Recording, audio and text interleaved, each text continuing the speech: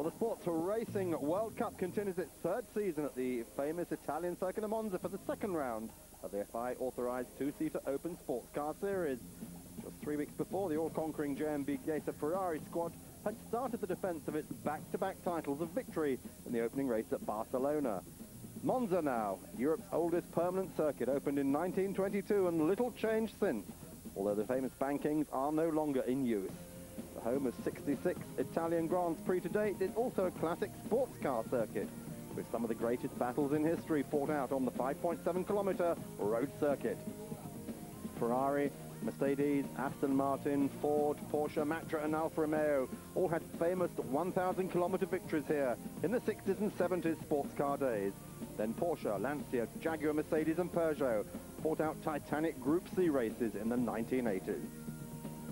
Well, for the second year, the Sports Racing World Cup brings the world's fastest race cars back to Monza in the Aprimatic Trophy. Last year, won with a 1-2 for JB Gator Ferrari.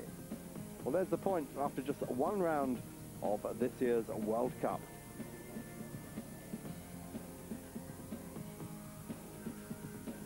That's for the SR1 division. 4 litres turbocharged, 6 litres unturbocharged. And in the smaller division, the lights, Sports Racing lights for 3-litre atmospheric engine cars running to a $2,002 price cap. They have their own qualifying session.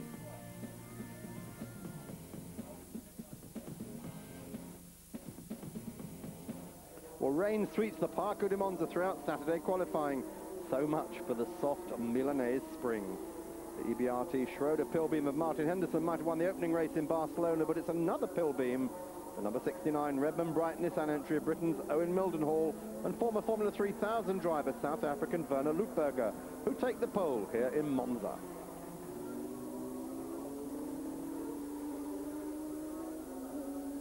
The lights, these very neat little 3-litre cars, putting on a great show here at the home of Italian motor racing.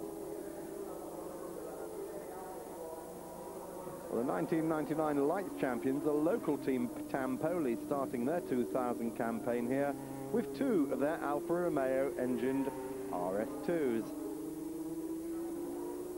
The number 59 car, whoops, in the gravel, that's Massimo Monti and Renato Nobili, second fastest despite this moment early in the session. They get going again and set the time.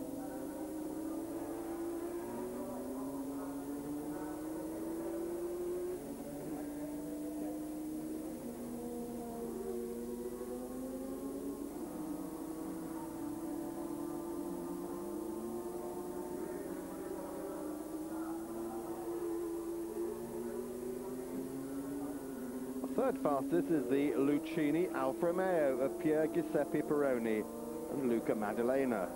There it is, the number 54 car. So 3 different chassis take the top 3 places: Pillbeam, Tampoli and Lucchini. As you can see, Monza super slippery here on this wet Saturday afternoon in April. Well, pole falls to Lutberger. He takes a checkered flag to confirm his and Redmond Bright's first pole position. We talked to car builder Mike Pillbeam.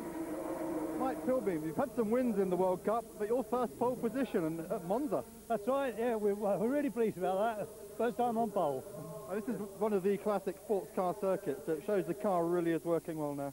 Yes, we think there's a good mixture of really fast and some slower corners here, and we think it's come out really well. The drivers are happy, we're happy. It's great. Long way to go, 500 kilometres. Yeah. That's right. Whether we'll be there at the end, we really hope so. Looking for a good result, but who knows? Anything can happen. We'll be trying. Well, in the sports racing division, the Ferrari team see it as a matter of pride to be on pole at Monza. But those first 2 Ferraris in Barcelona are packing excess weight. 30 kilos for the Gator car, 25 for the GLV Brums Ferrari. For number 1 Barcelona winner JMB Ferrari, a morning engine change after losing their V12 on the first lap of practice. Christian Pescatori, David Terran cannot bet at 8th fastest, and Barcelona runner-up GLV Brums Ferrari's 3rd fastest.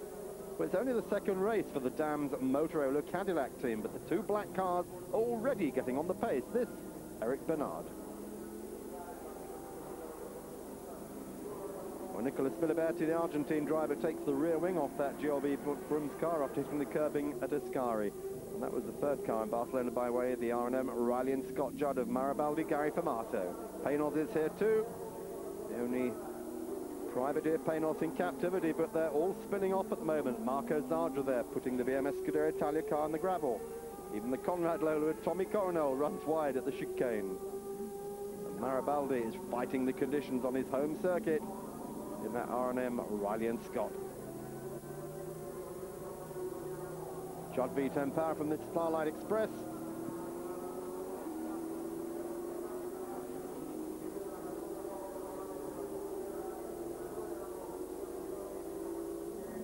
As Zardra is pushed out of the gravel.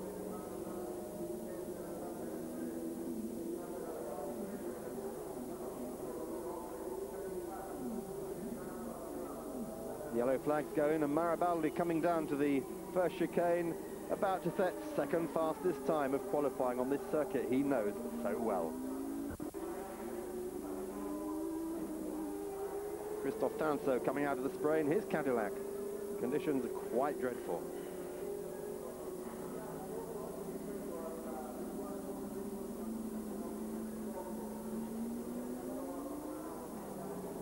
Slipping and sliding.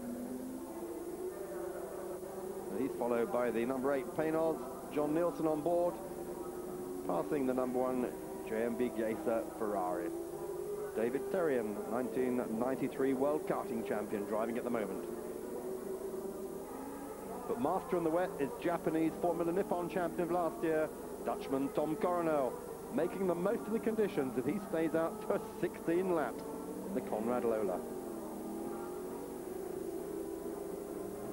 Paynos and Cadillac there. Nielsen still trying to work that car up the order. At the moment, he's in 4th fastest. Eric Bernard in 6th. Both the BMS Scuderia Italia cars are racing at home too. The team is based in nearby Brescia. Calderari here leading Zardra.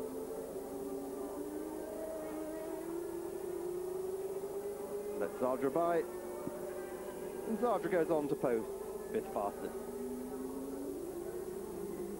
Big slide there. Cadillac's off though.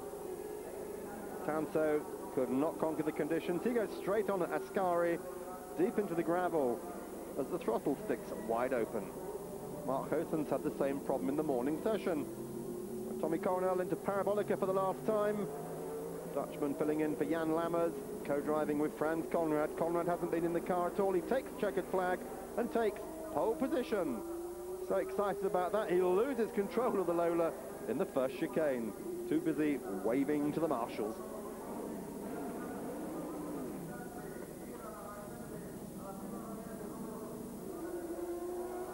Well, as the Mestrin qualifying is cleared up, I asked Tommy Coronel how it all went.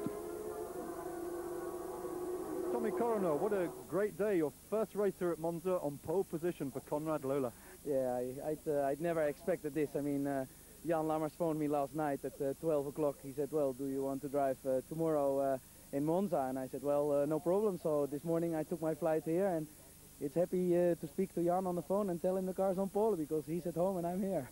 That was an incredible qualifying, just the rain and more rain, but right at the end you suddenly put a second faster than everyone else. Yeah, what I said to the team is I just want to stay out, because you never know what happens. Because if the car's running, you get a little dry line out, and also more temperature in the tires. So I got a lot of temperature in the tires at the end. I could feel I got more traction. So then I said, I looked on the sign, 6 laps, 6 minutes to go, and then I just pushed very, very hard. And 2 times I made a big mistake under the braking, but I thought, oh, but I saved the car, and it's on pole, so it's okay. Well, the man who also won the Marlborough Masters some 4 years ago, Tommy Coronel on pole from Baldi, Lavaggi, Nielsen, Zardra, Bernard, Tanso, Pescatori, Lancialotti in the Ferrari there, Calderai in the Ferrari. Kellener's Dick Weinberg, Lutberger on pole for Pilbeam, Monti, Peroni, Ligenet, Sacamano, Blum, Barberio, Bruno, Prospero, Henderson, winner at Barcelona, Mark Smithson, Francioni and Gianni Giudici bringing up the rear of the 25 grid here at Monza. On pole position then, Tommy Coronel with Franz Conrad there. And Maribaldi, his 25th anniversary of his racing career, which started here at Monza in Renault 5. John Nielsen in the Dembla Avis Penos, and alongside him, Marco Zadra in the BMW Scuderia Italia Ferrari. So the grid lines up. The rain, as you can see, has gone for the moment, but there is a threat it will return this afternoon. The grid's cleared, and ahead a 500-kilometre race. Instead of the usual 2 hours 30 minutes, it's going to be over 87 laps with 3 mandatory pit stops and driver changes. So the field moves off on its rolling lap, its first dry running of the weekend. But what a surprise Tommy Coronel's been. Surprised and surprised pole sitter after his extraordinary qualifying show, helped by his years of wet racing in Japan. And also for the R&M Riley and Scott team, last year's Target 24 squad, Italian Maribaldi and South African Gary Famato carrying 20 kilos of success ballast after their Barcelona third, using their Judd V10 to good effect yesterday on Monza's long straights to post second fastest time. As we said, 25 years to the day that Baldi made his racing debut in a Renault 5 at Monza. The wet weather expert Gianni Lavaggi, a good third fastest.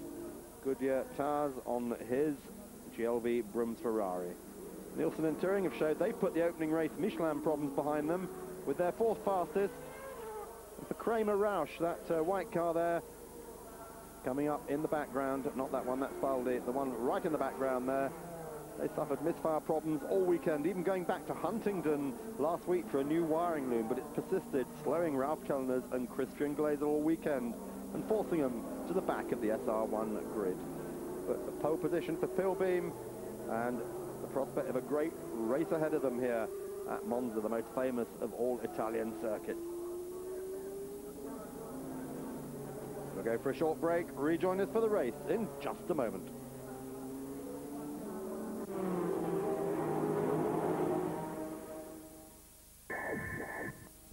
Welcome back to Monza Sports Racing World Cup. You join me, Mark Cole, on the rolling lap before the start of the Apromatic 500 kilometres. Lola on pole from Riley and Scott from Ferrari, Paynor's Ferrari and Cadillac. 5 different chassis on the first 3 rows. Well, the lights are waiting to go green. The field comes down behind the safety car. The safety car peels off and the race is going to be on. Can Tom Coronel get the jump down into the first chicane? It's critical, but no, he can't. It's Maribaldi who leads the pack down into Rettifilio for the first time. Baldi gets the Riley and Scott's nose ahead and he's into the corner first.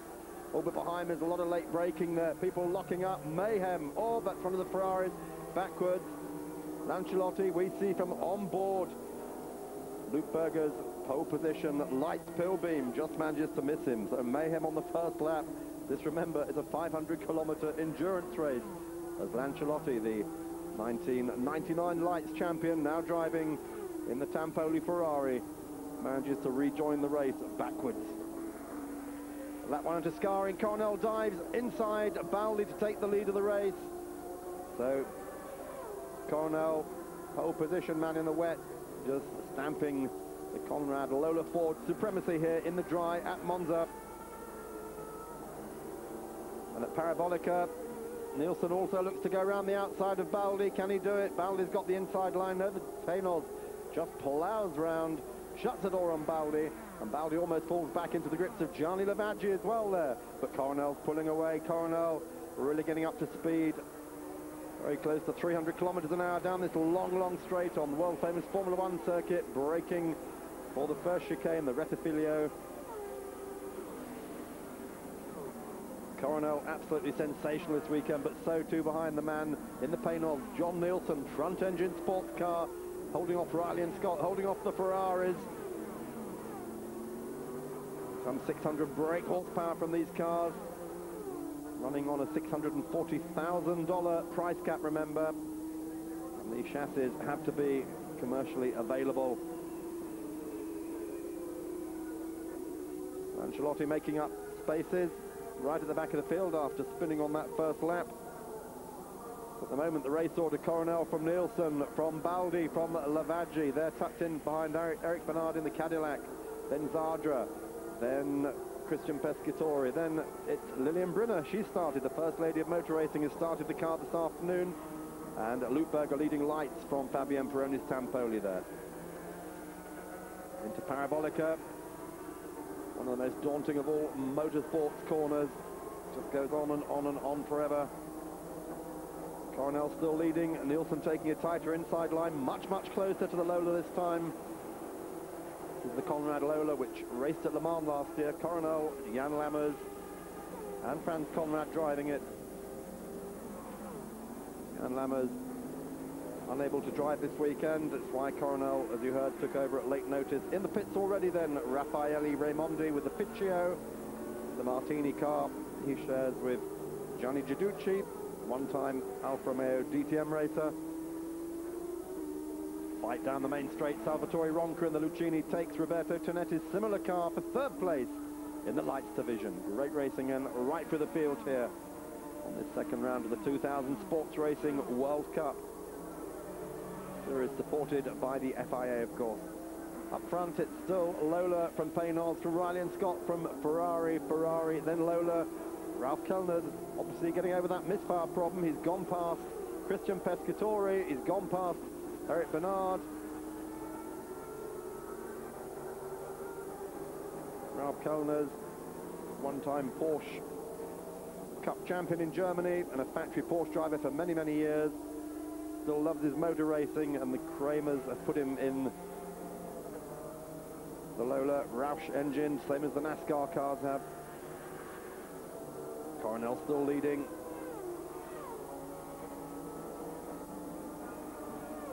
Nielsen charging just as hard as well. Maribaldi in third. Gianni Lavaggi in fourth place. The man who won at Manicure last year, the man who almost won in Barcelona. But for a seat change problem when they swap drivers, the tall Lavaggi handing over to the very short Argentine driver Nicolas Filiberti. On board then with our pole position Pilbeam, but Werner Lutberger's got problems. He's got an engine problem. He's radioed into the pits. And Lutberger's race, unfortunately, ends here in pit lane. It's all over, says John Bright there. And the Redmond Bright entry out of the race.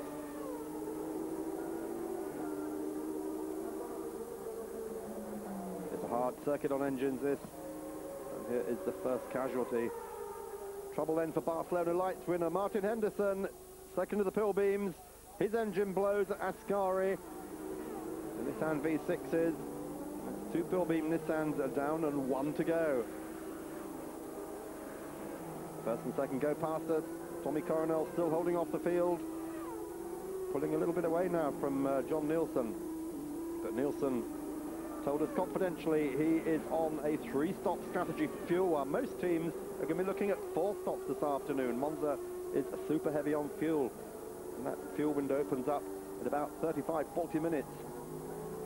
Our former Group C driver Pasquale Barberio there's lost his Signolfi's BMW engine. Such is the pace at Monza. Coronel, though, too, is smoking. We just saw smoke from him. Coronel's got some problems. Nielsen goes past. John Nielsen takes the Lola. So too does Maribaldi. Is Coronel's race over? There was smoke coming from that Ford V8 in the back of the Lola. This is now our new first and second. Yes, indeed. Tommy Coronel pulls off. It's all over. He's lost the engine. Also in trouble is Eric Bernard up at Parabolica. Trying to go around the outside of a lights car. He's gone deep into the Parabolica gravel, and his race is over for sure. Out come the yellows, but only the local ones. But no sooner does Bernard go out than Zadra stops in the BMS Scuderia Italia Ferrari. Yet another engine failure. This, of course, in the V12 4-litre that was Ferrari's Formula One engine in 1993 in the 3.5-litre days. Well, Nielsen now coming under a lot of pressure from Maribaldi. Remember, this is our lead battle now. We've lost Coronel. Meanwhile, back in the pits, Tommy Coronel tells me just what happened. Tommy, some smoke coming from the engine on the last lap, then you stopped. Yes, I had to reset the oil button a few times. I think beginning only 1 time a lap, then after 2 times a lap. So we had a little trouble with the oil temperature, and then just the engine went down, so I had to stop the car. But what a great race until then, keeping off John Nielsen and... Yeah, it was a nice race. Baldy made a small mistake.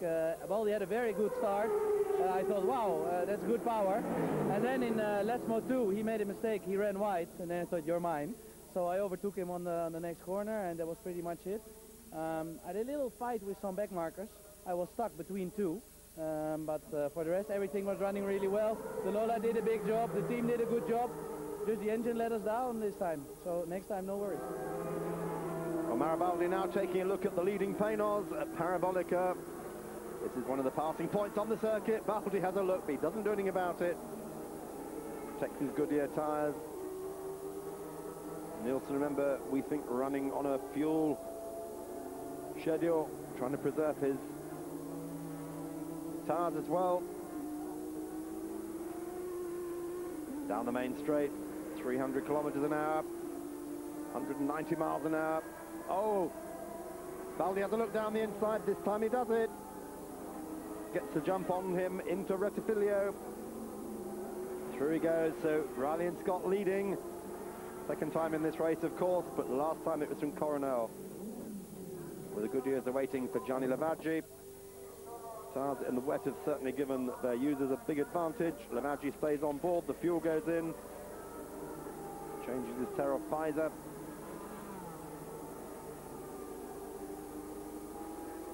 Ronca challenging Fabian Peroni for the lights lead there as Nielsen comes into the pits. Oh, he overshoots it there. Got to get him back so they can refuel. He's going to stay on board. Gets a quick wipe. Of course, a bit of oil flying back from Coronel's car after that chase. And Maribaldi's already made his first pit stop, so John Nielsen rejoins in third place because the Kramer Lola of Ralph Kellner has yet to stop. The second man, third man rejoining, maintaining the status quo just before their pit stops.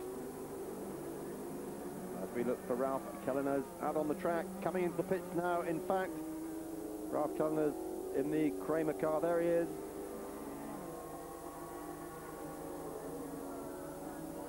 He'll have to make his pit stop with a brief moment of glory for the Kramer Lola Roush team. Those Kramer long time Porsche users. This is quite a big departure from their racing of the last 25 years. In comes Kellner's. Now he's going to hand over early to Christian Glezel. Glezel, the 26-year-old German driver who made his name in historic racing, had a lot of victories driving historic Ferraris and Maseratis. He's now moved into sports car racing, his second year in sports cars, and proving to be very quick indeed. Ralph Kellner's most impressed with this young man. The qualifying misfire obviously now sorted out. They had a trouble-free run, indeed, putting the car into the lead here at Monza. And the ever-efficient Kramer team prepared to send them back out into the fray. Fuel's going in, drivers strapped in, tires being changed.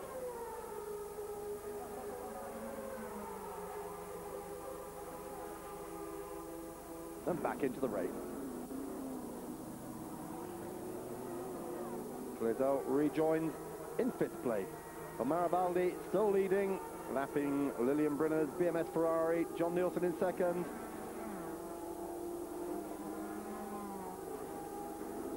"30 minutes now coming up to completion, 18 laps behind them as they cross the start-finish line.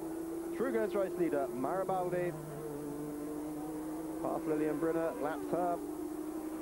John Nielsen will be doing the same in just a moment.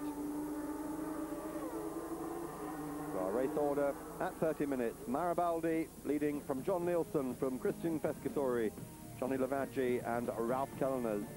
And in lights, the situation, it's Monti leading from Ligenet, from Owen, Tonetti and Francioni. Stay with us till after the break.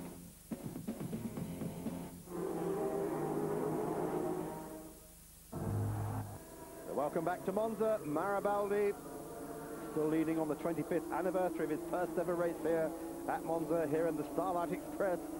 Since then, the 46-year-old Italian has been European Formula 3 champion. He's won Le Mans, won Daytona and Sebring, as well as racing in 36 Grand Prix.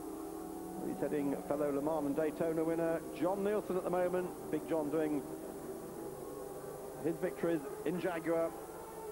Go past the number 52 there. Tampoli.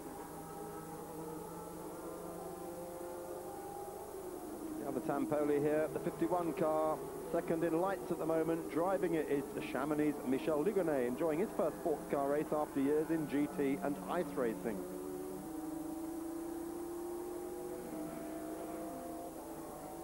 So good outing by Lugonet.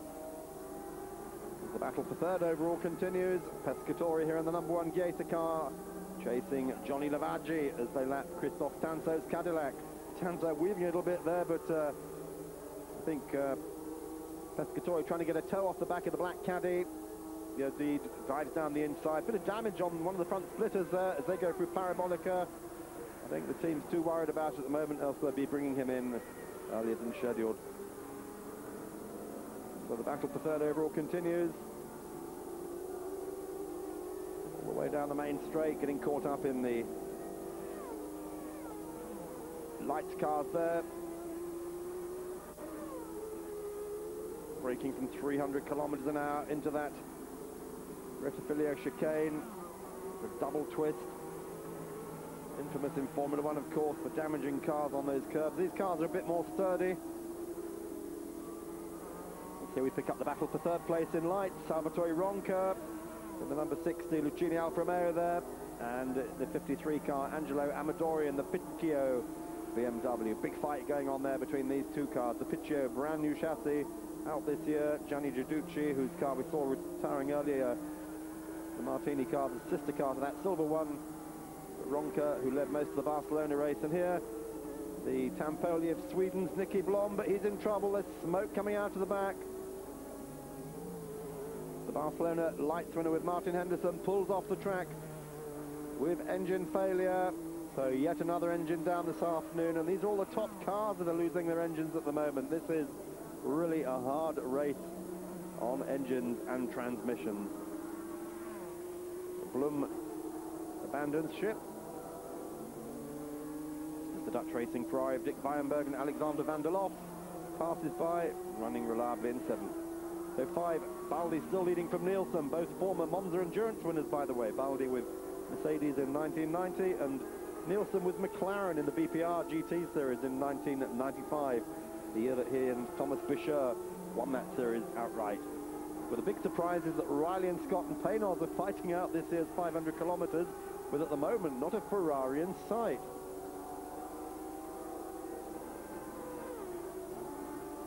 Nielsen with that rather strange row hoop, meeting sports racing World Cup regulations. You have to have double hoops on that, as opposed to single hoop, which Le Mans cars and others are allowed.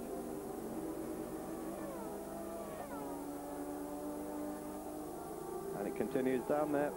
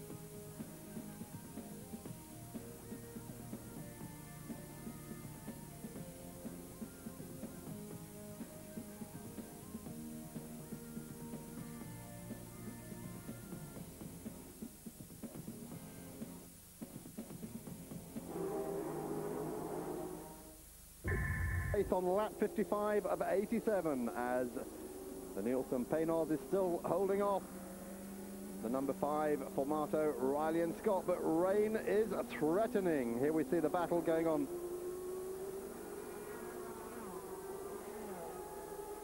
We apologise, by the way, for the loss of sound at the end of the first part, but just to recap, we have our race order at the moment.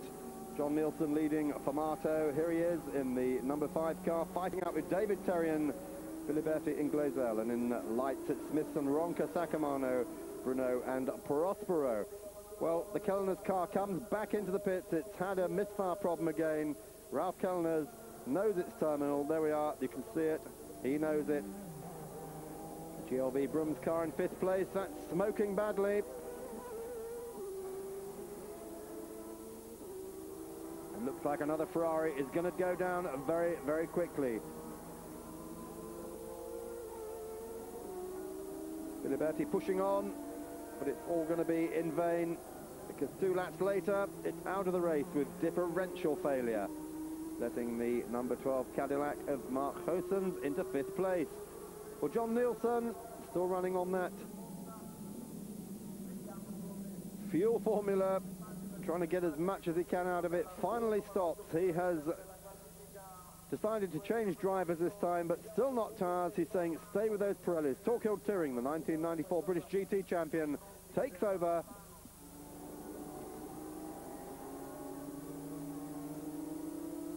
The Barcelona winner, Terrien's charge carries him right up behind Formato in 2nd place, but that rain is now coming more steadily.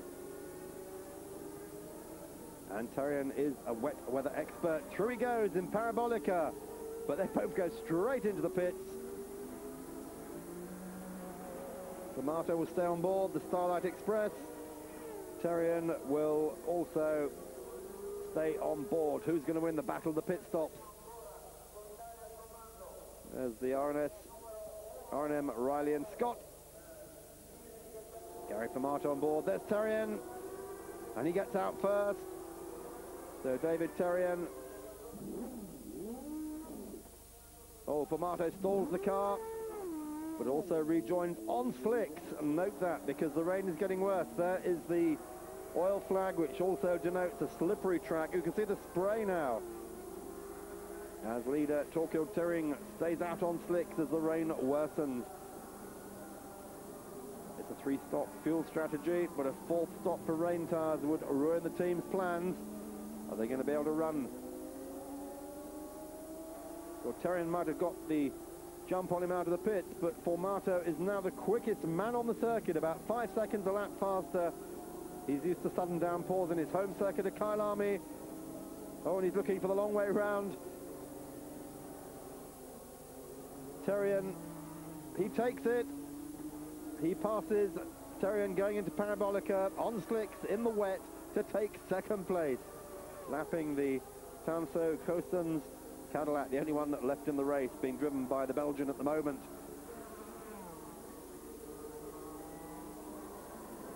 Still he's fast. Formato doing a great job. But conditions absolutely treacherous here now at Monza. Torquil Tyrring is losing so much time that now he has to give in to the inevitable. And he pits for rain tyres. So the team's strategy of trying to get through the race on just 3 fuel stops, spoiled by the rain. They've had to make a 4th stop, change to wet Pirellis.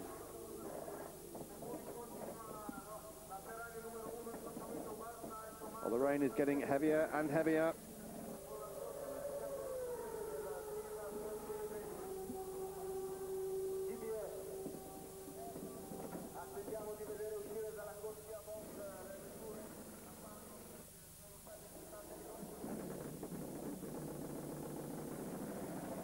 Paynos built V8 kicks into life, and Torquil rejoins.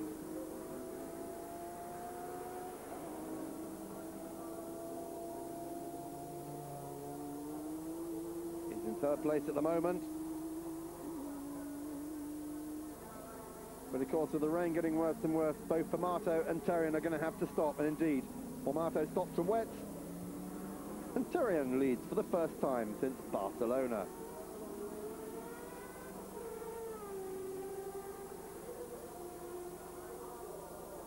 Well, Gary Formato is just brilliant now on the Goodyear tyres, and he flings this Riley and Scott Judd V10 around the circuit, relishing in these conditions. And closing fast on Tyrring. There's the gap now between them. Number 8, the leading Paynos. Number 5, the second place, Riley and Scott.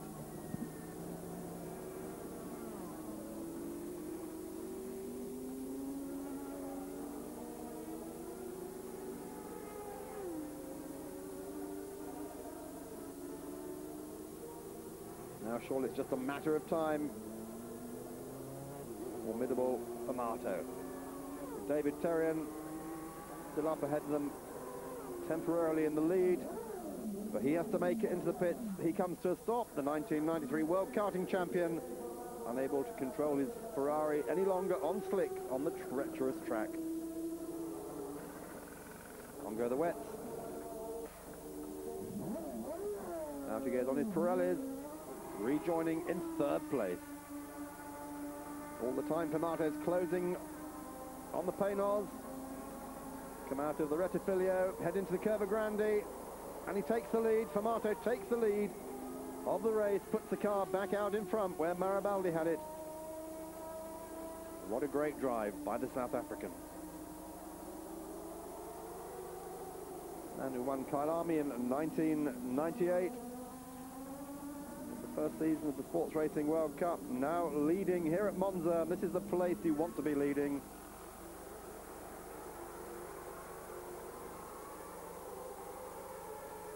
And worse is yet to come for the long-time leader, Tyrring, because Terrien on the Pirellis is now closing on him as well. There's Tyrring, and there is David Terrien right behind him in the Ferrari.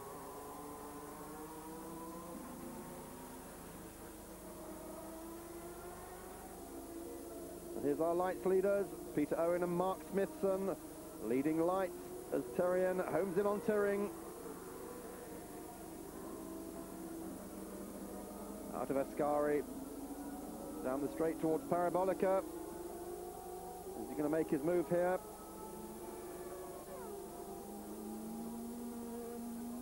Little Redmond Bright Pilbeam, well aware the race leaders are breathing down his neck.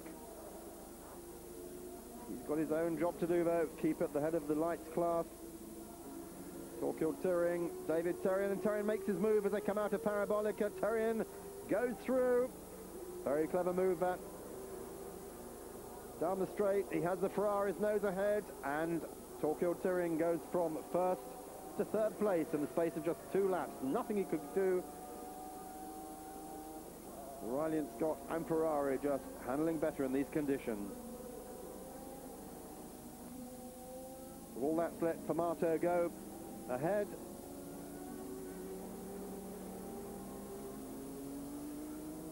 He can now cruise to his second Sports Racing World Cup win. Add to that Kyalami 1998 victory. Heading home the JMB Gaeta Ferrari by 34 seconds. Torquil Tyrring is 51 seconds behind as the checkered flag waits. And the number 11 Tanso Gosens Cadillac is a lap down in 4th place. That's a famous victory then over Ferrari, Cadillac and Lola.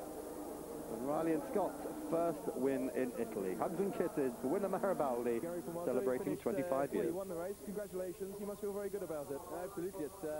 Monza's always been a place I've wanted to come and race at, and to win a race like this is fantastic. But it's quite difficult. I made two mistakes today, one in the pits and one going to the traffic. I got a bit carried away with myself, but had a good race with the Ferrari. And when it started to rain, it looks like I came at the right time with the rain tyres. And was able to pull out on the guys. The car's been handling well in the wet all weekend, and I was praying for it at the end, and came along to us and came right to us. Well, we had a really bad day yesterday. We had an engine blow, so we had a gearbox cable go, gear change cable. So we started last on the grid. first driver change we got up to second, and then Mark pulled us very close to the leaders, and then when the weather deteriorated we just pulled right away actually due to this brilliant drive of my partner here. So up on the lights podium, a double celebration for Mark Smithson, who's Reynard's managing director. He wins lights, and overall winner Riley and Scott is owned by Reynard, of course. Well, for Baldi and for Marto, an important win for their new Italian R&M team, and for Judd, showing the Riley and Scott Mark III is still competitive 6 years after it first appeared at Daytona. But what a great race, and what a mix with a real lottery of changing weather conditions here at Monza.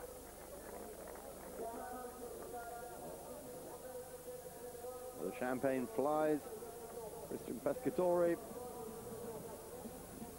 equally pleased with the performance of his young co-driver David Terrian. There are the results then. Fastest lap goes to Pescatore. At the top end of the field, BMS Scuderia Italia in 5th, the Motorola Cadillac in 4th, Paynos 3rd, JMB Giesa Ferrari in 2nd, and R&M Riley and Scott taking the win there. Luke Berger took the fastest lap in lights. A lot of retirements, as you see, most of those engine failures, such as the rigours of this circuit. Just 4 finishers then, with Redmond Bright taking a famous victory in lights.